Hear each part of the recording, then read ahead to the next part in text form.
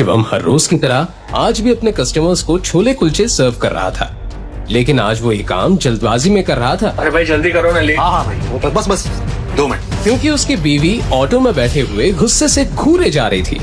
शिवम का इंतजार करते करते दृष्टि के सब्र का बांध टूट गया था और वो उसके पास जाने के लिए ऑटो से निकली, लेकिन फिर वहीं रुक गई। एक छोले कुलचे बेचने वाले की वाइफ कहलाने में उसे शर्मिंदगी महसूस होती थी, इसलिए उसने शिवम को दूर से ही फोन पर कहा, हाँ बोलो।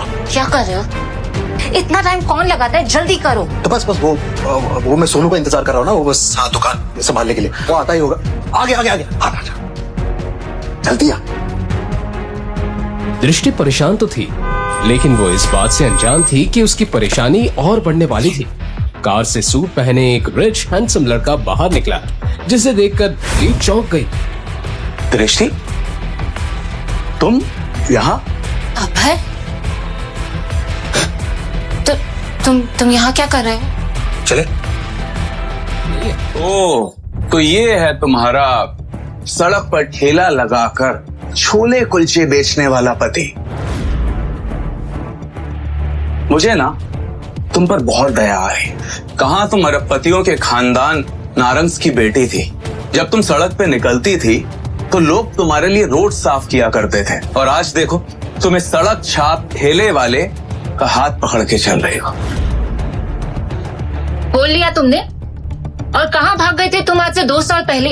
मैं भागा नहीं था, मैं अपने करियर के लिए यूएस गया था। ये बात तुम बहुत अच्छे से जानती थी कि मैं तुमसे बहुत प्यार करता था। दरअसल अभय दृष्टि का एक्स बॉयफ्रेंड है, जो उसे कॉलेज के दिनों में बेहद प्यार करता था।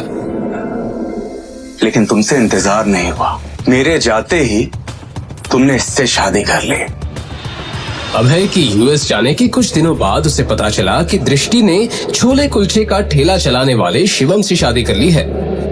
उस दिन से दृष्टि के लिए उसका प्यार नफरत में बदल गया। अरे मेरा रिप्लेसमेंट कम से कम मेरे टक्कर का तो देखती है। छोड़ो ये सब। तुमने ये नहीं पूछा कि मैं यहाँ इंडिया में अब क्या कर रहा हूँ? नहीं पूछ, क्योंकि मैं जानना ही नहीं चाहती। तुम्हें जानना चाहिए, क्योंकि मैं ये चाहता हूँ। हाथ छोड़ो मुझे। ये देखकर दृष्टि के साथ खड़े उसके पति शिवम का खून खौल उठा। मेरे बीवी का हाथ छोड़, तू लेकर बात कर। अब तू मुझे बताएगा कि मुझे क्या करना है? तू 2 कौड़ी के ठेले वाला, तुझे पता है मैं कौन हूँ? अभय कपूर। ग्लोबल पैराडाइज का नाम सुना तुम दोनों ने? एशिया की नंबर 1 मल्टीनेशनल कंपनी, मैं उसका एमडी यानी मैनेजिंग डायरेक्टर। क्या हुआ? झटका लगा? सोच रही हो ना कि काश 2 साल और इंतजार कर लिया होता तो इस ठेले वाले के साथ घूमना नहीं पड़ता। बकवास बंद करो अभय। तुम्हें पता भी है इन 2 सालों में मेरे साथ क्या हुआ है? Who cares? मुझे जानना भी नहीं है, और ये मगरमच्छ के आंसू टपकाने का कोई फायदा नहीं। अब ये ठेले वाला ही तुम्हारा पति है और यही तुम्हारी औकात है। जी भरकर दृष्टि को जलील करने के बाद अभय वहां से चला तो क्या, लेकिन उसने दृष्टि के दिल को चोटिल कर दिया था। दृष्टि को इमोशनल देखकर शिवम उसे संभालना चाहता था, लेकिन दृष्टि थी जो उसे करीब भी आने नहीं देती थी। पर आज शिवम के मन को एक बात खाए जा रही थी। दृष्टि, क्या तुम आज भी वैसे प्यार करती? आज तो तुमने पूछ लिया, मगर अगली बार अपनी औकात में रहकर मुझसे कोई सवाल पूछना। मैं तुम्हें सिर्फ और सिर्फ अपने दादाजी की वजह से झेल रही हूँ। अगर मेरे हाथ में होता ना तो 1 मिनट में तुम्हें अपनी जिंदगी से निकालकर बाहर फेंक देती। चुप हो जाओ, एक शब्द मत निकालना अपनी जुबान से। तुम्हारी वजह से मेरी ये हालत है कि मैं 1-1 रुपए के लिए तरस रही हूँ, वरना नारंग मेंशन में क्या क्या ऐशो आराम नहीं थे मेरे लिए।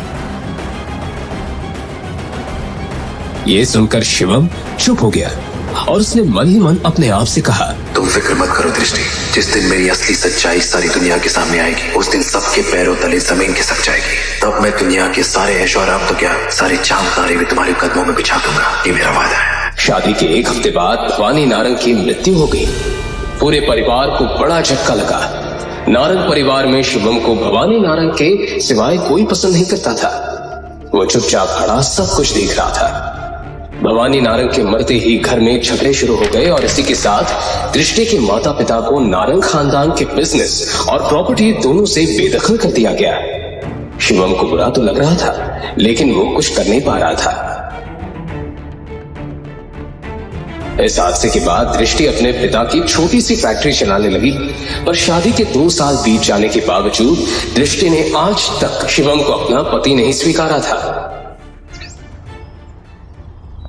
वहीं अभय अपनी आलीशान डाइनिंग टेबल पर ब्रेकफास्ट कर रहा था। तभी अचानक उसका फोन बजा। उसने कॉल रिसीव किया और किसी से बात करते हुए गुस्से से चिल्ला उठा, What the hell? मेरे बैंक अकाउंट और कार्ड कैसे ब्लॉक हो सकते हैं? तुम्हें पता है आज मुझे कितनी इंपॉर्टेंट डील क्रैक करनी थी और कंपनी के एसेट्स के लिए मुझे इन्वेस्टमेंट करना था। तुम्हारे बेकार सिस्टम की वजह से ना सब खराब हो गया। नाउ यू टेल मी कि अब क्या किया जाए। सर, आपको हुई असुविधा के लिए हमें खेद है। हमें ये इश्यू रिजॉल्व करने की कोशिश करते हैं। मुझे कुछ भी नहीं सुनना है। कल तक अगर ये सब ठीक नहीं हुआ ना तो मुझसे बुरा कोई भी नहीं होगा। ये बोलकर अभय ने गुस्से में फोन काट दिया। यस यस मिस्टर प्रदीप, मैं बस पहुंच ही गई हूँ। हाँ, लिफ्ट के बाहर ही हूँ। यस यस, हाँ, I will see you. God,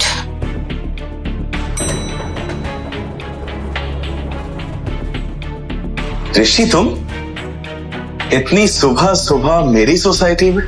कहीं पुरानी मोहब्बत फिर से जिंदा तो नहीं हो गई? बकवास बंद करो। मैं यहाँ अपने काम के सिलसिले में किसी से मिलने आई, और तुम्हें इससे क्या मतलब? मुझे तुम्हारे मुंह नहीं लगना, प्लीज। अब इतना गुस्सा किस काम का? अब आई गई हो तो ऊपर चलो और खुद अपनी आंखों से देखो कि तुमने क्या खोया है। मुझे छोड़ के मुझे नहीं देखना। अरे चलो दृष्टि, मैं तुम्हें अपना आलीशान फ्लैट दिखाता हूँ। चलो चलो चलो। क्या? अरे नहीं देखना। मिस्टर अभय,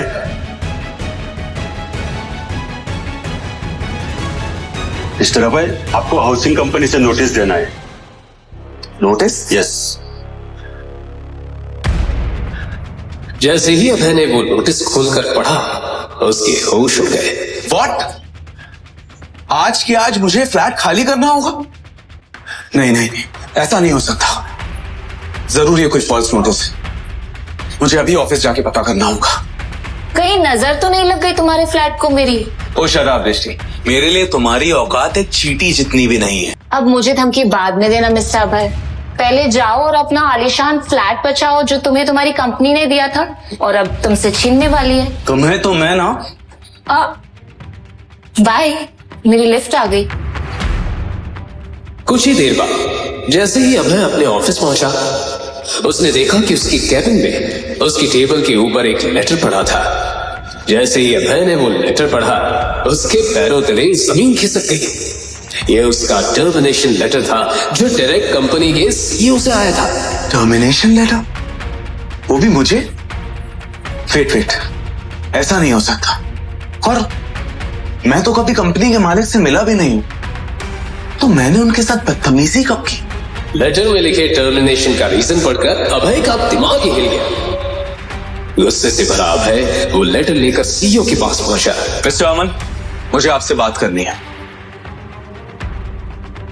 अभय, हाँ बोलो। आपने टर्मिनेशन लेटर क्यों भेजा? जिस शख्स से मैं आज तक मिला नहीं हूं, मैं उनकी बेइज्जती क्यों करूंगा? मिस्टर अभय, आप उस शख्स से मिल भी चुके हैं और आपने उनकी बेइज्जती भी की है। और अगर आपको ये बात झूठ लग रही है तो सर आज ऑफिस आए हैं, आप सामने उनके केबिन में जाकर उनसे मिल सकते हैं। ये बोलकर जैसे ही अभय कंपनी के ओनर के कैबिन में गया, सर, मैं आए? सर, मेरा नाम अभय है। मैं आपकी कंपनी का मैनेजिंग डायरेक्टर हूं। वो नहीं। शिवम को देखकर अभय के होश उड़ गए। शिवम, तू? तेरी हिम्मत कैसे ही ओनर के केबिन में घुसने की? और तू उनकी कुर्सी में बैठा है? भिखारी कहीं का। सिक्योरिटी आ ही जाएगी मुझे बाहर निकालने के लिए। एमडी साहब। बॉस, तुम लोगों का दिमाग खराब है क्या? ये 2 कौड़ी का आदमी सड़क पर ठेला लगाता है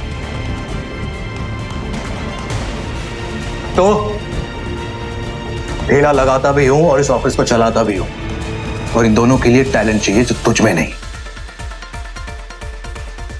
सिक्योरिटी, इसे बाहर निकालो और आज के बाद ऑफिस के आसपास दिखाई नहीं देना चाहिए। ये get out. Sir sir sir sir sir please मुझे माफ कर दीजिए। सर प्लीज एक मिनट प्लीज।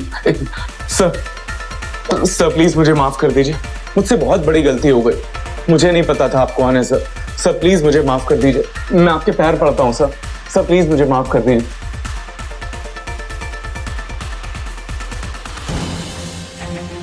इंसान की पहचान उसकी औकात से होती है, यही कहा था ना तूने मेरी बीवी को। अब ये ठेले वाला ही तुम्हारा पति है और यही तुम्हारी औकात है। कैसे माफ कर तुझे? एक काम उठ और फौरन मेरी बीवी से जाके माफी मांग, उसके पैरों में गिर। ठीक है सर, मैं उनसे माफी मांग लेता हूं। और सुन,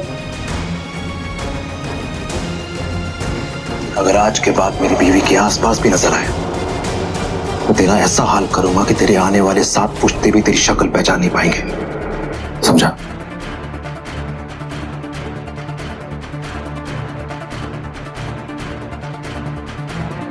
और हाँ, एक और बात,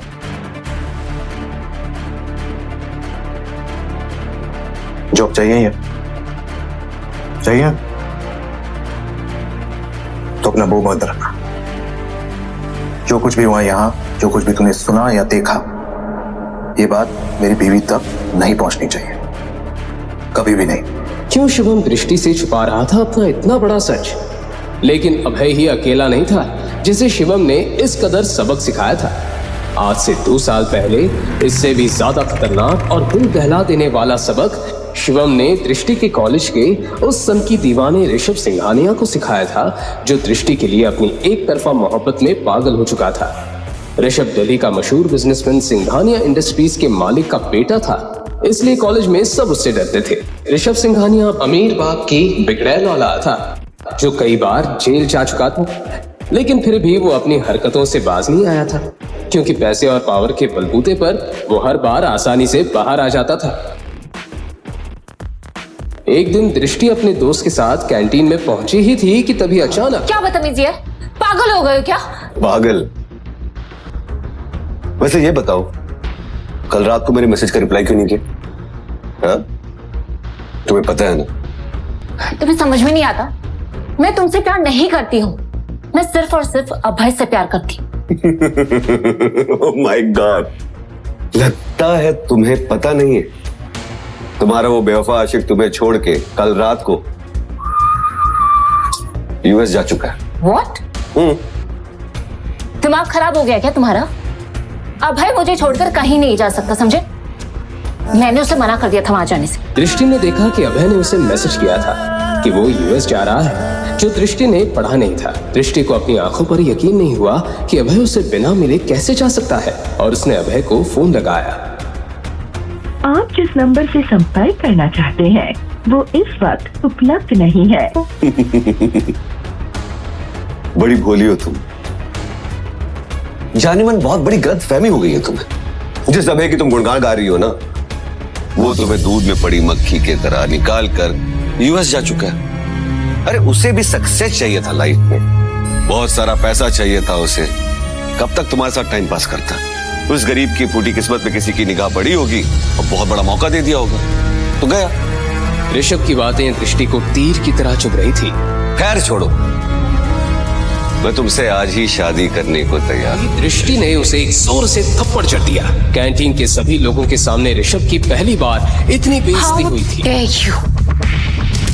मैं तुमसे प्यार नहीं करती, और खबरदार जो मुझे छूने की कोशिश भी की ना तो। बहुत अकड़ है ना तुझमें, दृष्टि नारंग। मैं तेरा वो हाल करूंगा ना कि तू अपना ये खूबसूरत शक्ल किसी को दिखाने के लायक नहीं रहेगी। ये चाटा जो तूने मुझे मारा है, इसकी बहुत भारी कीमत चुकानी पड़ेगी। और तेरी ये अकड़ अपने जूते के नीचे कुचल ना दी ना मैंने, तो मेरा भी नाम ऋषभ सिंघानिया नहीं।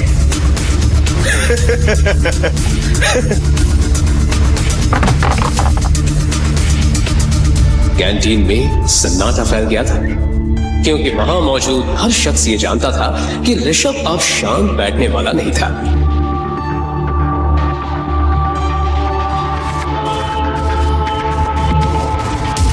आखिर ऐसा क्या करने वाला था ऋषभ? क्या ऋषभ दृष्टि के खिलाफ कोई षड्यंत्र रचने वाला था? उसी रात जहां पूरा शहर सुकून की नींद में डूबा हुआ था, वहीं आज रात दृष्टि की जिंदगी में एक बहुत बड़ा तूफान आने को तैयार था। आधी रात हो चुकी थी जब उसकी एक दोस्त का कॉल आया। हेलो दृष्टि, तूने वो कॉलेज का व्हाट्सएप ग्रुप चेक किया? क्या यार, इतनी रात को कॉलेज ग्रुप कौन चेक करता है? तुझे क्या हुआ? तू इतनी घबराई हुई क्यों साउंड कर रही है? तू बस जल्दी से जल्दी ग्रुप चेक कर अभी। क्या हुआ यार? जैसे ही दृष्टि ने मोबाइल पर कॉलेज ग्रुप चेक किया, उसके पैरों तले जमीन खिसक गई। ऋषभ ने दृष्टि का एक वीडियो कॉलेज ग्रुप में यहां तक कि पूरे सोशल मीडिया में वायरल कर दिया था, और हर जगह बस दृष्टि के ही वीडियो की बात हो रही थी। ये वीडियो किसने? ऋषभ। इससे पहले कि दृष्टि ऋषभ को कॉल करती, उसे जोर से चिल्लाने की आवाज आई। दृष्टि, दृष्टि, क्या है?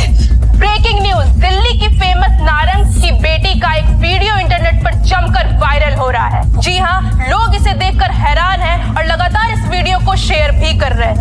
आखिर क्या करेगी नारंग फैमिली इसके बाद? जानने के लिए हमारे साथ बने रहिए और देखते रहिए लेटेस्ट न्यूज। किसने किया? अरे बोलना, किसने किया? किसी को मुंह दिखाने के लायक नहीं रही। कौन है? जब ने किया है, उसने बदला लिया है मुझसे उस थप्पड़ का। ऋषभ अपने पार्टनर में बैठे हुए दृष्टि का वो वीडियो बार बार देखकर हंसे जा रहा था कि तभी दृष्टि का उसे कॉल आया।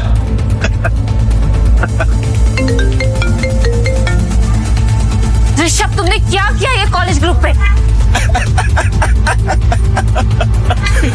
तो तुम्हें देख लिया। तो बताओ कैसा लगा मेरा सरप्राइज? फाइनली तुम्हारा कॉल आ ही गया। पता है कितनी बेताबी से मैं तुम्हारा इस कॉल का इंतजार करता था। मुझे यकीन था कि मेरी दृष्टि मुझे जरूर फोन करेगी, मगर नहीं, तुम्हें तो मेरी कदर ही नहीं।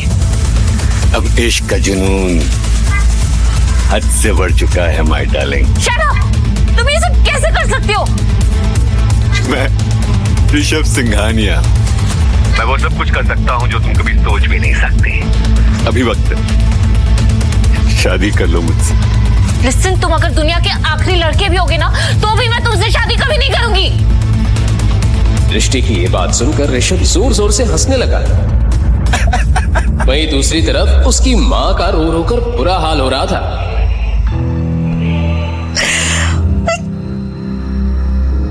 किसी को मुंह दिखाने के लायक नहीं रहे हम लोग। 30 सालों की इज्जत सब मिट्टी में मिल गई। क्या करेंगे? कल तक तो पूरा शहर देख लेगा ये वीडियो। कैसे संभालेंगे? जिस बात का दृष्टि की मां को डर था वही हुआ। अगली सुबह फोन की घंटियों से नारंग परिवार की शुरुआत हुई। देखिए, आप पहले मेरी बात सुन लीजिए। शर्मा जी यकीन मानिए, फेक वीडियो। ऐसा कुछ नहीं है मिसेस वर्मा, ऐसा कुछ नहीं है। Hello Mrs Verma. दृष्टि को लगने लगा था कि उसने पूरे परिवार की इज्जत मिट्टी में मिला दी थी। पूरे दिल्ली में नारंग परिवार की थू-थू होना शुरू हो गई थी। कौन करेगा इससे शादी? अब मुझे बहुत टेंशन हो रही है। सब हम पर थूक रहे हैं। कैसे होगी इसकी शादी? एक लड़का है, हाँ एक लड़का है जो अभी भी दृष्टि से शादी करना चाहता है। दृष्टि के दादाजी भवानी नारंग की ये बात सुनकर सब चौंक गए। शिवम, वो लड़का जैसे ही अंदर आया, सब उसे घूर घूर कर देखने लगे। दिखने में बिल्कुल साधारण से उस लड़के ने ढंग के कपड़े भी नहीं पहने थे। उसको देखकर कोई भी अंदाजा लगा सकता था कि वो एक गरीब लड़का है। ये शिवम है, दृष्टि से शादी करने के लिए तैयार है। लेकिन पिताजी, ये लड़का है कौन? क्या करता है? किस खानदान से है ये? तुम्हारी बेटी के साथ जो कुछ भी हुआ उसके बाद भी इस लड़के से इसके खानदान के बारे में पूछ रही हो? शिवम अनाथ है और छोले कुलचे बेचता है। हाँ, गरीब जरूर है लेकिन मेहनती और ईमानदार लड़का है। मुझे सिर्फ उम्मीद ही नहीं, पूरा भरोसा है कि जिंदगी भर दृष्टि को खुश रखेगा। भवानी नारंग की बात सुनकर वहां पर मौजूद हर एक शख्स के चेहरे पर पारा बच गया। किसी को यकीन नहीं हो रहा था कि भवानी नारंग अपनी लाडली पोती की शादी एक साधारण से गरीब छोले कुलचे बेचने वाले लड़के से करवा रहे हैं। मगर बदले में किसी की सवाल करने की हिम्मत नहीं हुई, क्योंकि फिलहाल जो हालात थे उसमें दृष्टि की शादी होनी सचमुच मुश्किल थी।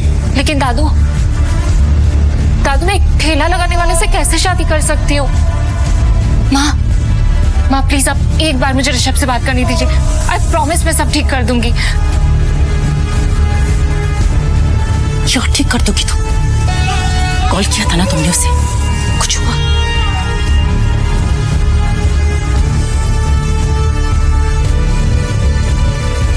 दृष्टि, अब इस लड़के से शादी करने के अलावा तुम्हारे पास और कोई दूसरा ऑप्शन नहीं है। इन्हीं मजबूरियों के बीच नारंग परिवार ने अपनी बेटी की शादी आखिर एक गरीब लड़के से करा दी और दृष्टि को ना चाहते हुए भी शिवम को अपना पति बनाना पड़ा। वहीं शादी की रात जब दृष्टि अपने कमरे में थी तभी शिवम अचानक कमरे में आया और उसने देखा कि दृष्टि बहुत परेशान थी। क्या हुआ दृष्टि? तुम परेशान लग रही हो? देखो, मुझे तुमसे कोई बात नहीं करनी। भले हम पति पत्नी जरूर बन गए हैं, लेकिन हमारे बीच ऐसा कोई रिश्ता नहीं होगा। तुम अपनी प्रॉब्लम मुझसे शेयर कर सकती हो सकता है मैं कुछ हेल्प कर दूं। तुम मेरी हेल्प करोगे? यस। हैसियत देखिए तुमने अपनी। तुम मेरी कोई हेल्प नहीं कर सकते, समझे तुम?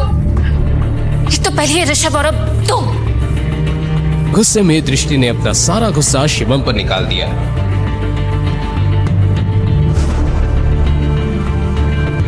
शिवम ने फोन उठाकर देखा तो वो हैरान हो गया, क्योंकि पूरे इंटरनेट में अभी भी दृष्टि का वो वीडियो वायरल हो रहा था। फिर उसके बाद जो हुआ वो कोई सोच भी नहीं सकता।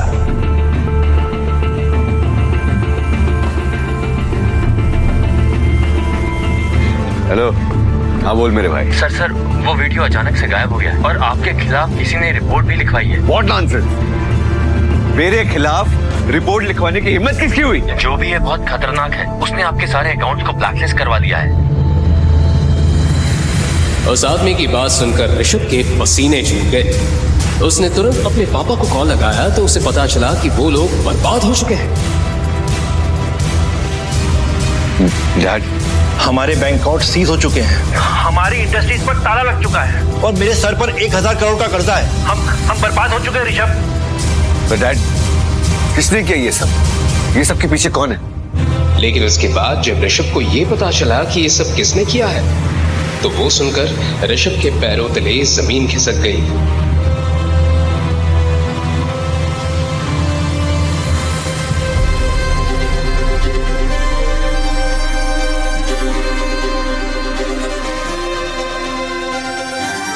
वहीं दूसरी तरफ दृष्टि ने जैसे ही अपना फोन उठाकर देखा तो उसे पता चला कि उसका वायरल वीडियो पूरे इंटरनेट से गायब हो चुका है। लेकिन ये सब किया किसने? इससे पहले कि दृष्टि इस बात का पता लगाने की कोशिश करती, अचानक डोरबेल बजी। उसने दरवाजा खोलकर देखा तो सामने ऋषभ खड़ा था। ऋषभ, तुम यहाँ क्या कर रहे हो? देखो, अब और तमाशा क्रिएट करने की कोई जरूरत नहीं है। तुम पहले ही मेरी जिंदगी में तमाशा क्रिएट कर चुके हो और अगर यहाँ किसी ने तुम्हें देख लिया ना तो प्लीज। आई एम सॉरी दृष्टि, आई एम सॉरी। मुझे नहीं पता था कि वो लड़का इतना पावरफुल है। मैं तुम्हारे सामने हाथ जोड़ के माफी मांगता हूँ। प्लीज मुझे माफ कर दो। तुम क्या बोल रहे हो? मुझे कुछ समझ में नहीं आ रहा।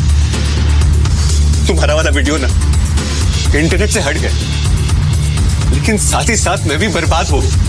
मेरी पूरी की पूरी फैमिली सड़क पे आ गई है। ये जिसने भी किया ना ये सब, वो तुम्हारे घर में। हमारे घर में? हमारे घर में ऐसा कौन हो सकता है? देखो, अब तुम कोई नया ड्रामा क्रिएट करने की कोशिश मत करो। मैं कोई ड्रामा नहीं कर रहा हूं, मैं सच कह रहा हूं। और ये सब कुछ करने वाला कोई और नहीं, तुम्हारा पति है। उसने रातों रात तुम्हारा वीडियो इंटरनेट से गायब करवा दिया और मुझे बर्बाद कर दी। ये सुनकर दृष्टि की आंखें फटी की फटी रह गई। उसे यकीन नहीं आ रहा था कि एक मामूली सा दिखने वाला लड़का इतना सब कुछ कैसे कर सकता है। इसलिए वो गुस्से में ऋषभ से बोली, ये क्या बकवास कर रहे हो तुम? शिवम ये सब कैसे कर सकता है? मैं सच कह रहा हूं, मेरा यकीन मानो, ये सब कुछ उसी ने किया। वो कोई मामूली गरीब इंसान नहीं है, वो बहुत पावरफुल इंसान है। पर अगर तुम यकीन नहीं आ रहा ना, तो खुद पूछो अपने पति से। तभी अचानक शिवम भी वहां आ गया। शिवम ने दृष्टि और ऋषभ की सारी बातें सुन ली थी। दृष्टि ने शिवम से पूछा, शिवम, ये ऋषभ क्या बकवास कर रहा है? तुम ये सब कैसे कर सकते हो?